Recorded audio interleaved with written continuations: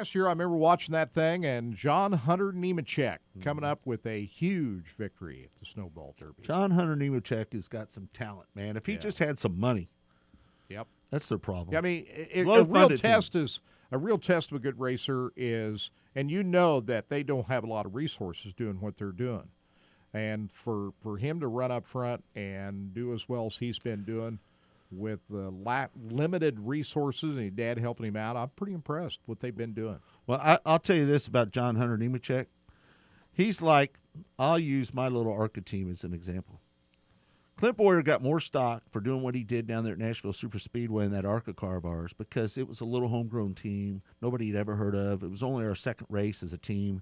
To go down there and run that well, you know, a lot of these big-time car owners, they can say, well, anybody can drive a really good car fast. Yeah. What can you do with a car that nobody expects to run that well?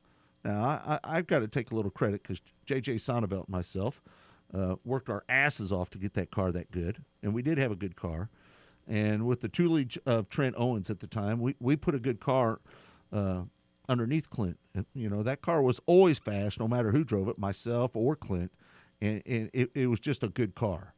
So I always want to make sure that people understand that, you know, it's not all just about the driver sometimes.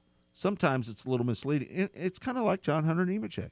You know, that looks like an underfunded team, but the fact is, when you got somebody like Joe Nemechek leading the organization that can tell you the do's and don'ts and make the right calls, don't have to go through the learning curve of trying to figure out. You know, listen, Joe Nemechek has had his own race team for as long as I can remember. I mean, when he got out of the Army car, the 01 car that he drove for MB2, if you remember back in the day, Kirk, that was his last ride with a big team. In fact, that's what he won out there. Remember when he won the nationwide race as well as the Sprint Cup race out at Kansas Speedway? He was driving for MB2 at that time. And I know that their equipment is good because, well, that's what I purchased for my ARCA team was an MB2 car. So, but he...